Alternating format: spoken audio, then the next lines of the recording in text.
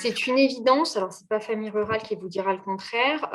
Pour autant, on a aussi des leviers d'action sur ce point.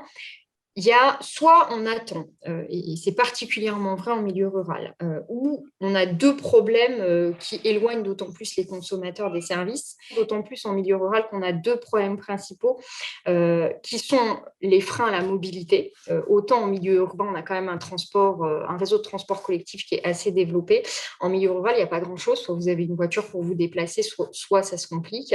Et puis, on a un problème de fracture numérique. Aujourd'hui, on a énormément de services qui se dématérialisent, énormément d'accès aux droits par l'intermédiaire du numérique. Donc, quand non seulement on a des difficultés pour se déplacer et qu'en plus, on n'a pas un bon débit pour obtenir l'information à distance, ça se complique.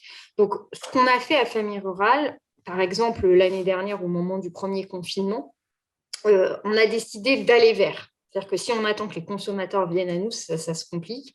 Maintenant, ce qu'on fait, c'est qu'on a notamment un service de permanence consommation itinérant.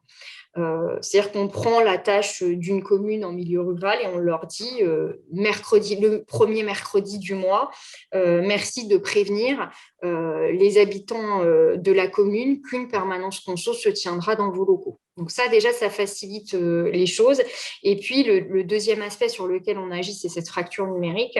On a ouvert au moment du confinement 100 points de médiation numérique pour permettre aux consommateurs qui ont du mal, parce qu'il n'y a pas que le problème des débits, il y a aussi, on est face à un ordinateur, on n'est pas tous à l'aise face à un ordinateur.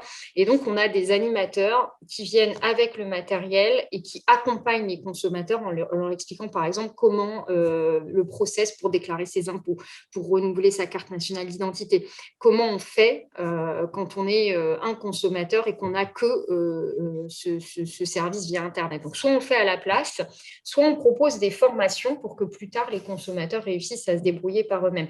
Mais bien sûr, il faut lutter contre l'isolement des consommateurs. Il n'y a rien de pire de manière globale. Et comment on lutte? C'est en trouvant des moyens d'aller vers les publics qui ne pourront pas venir vers nous.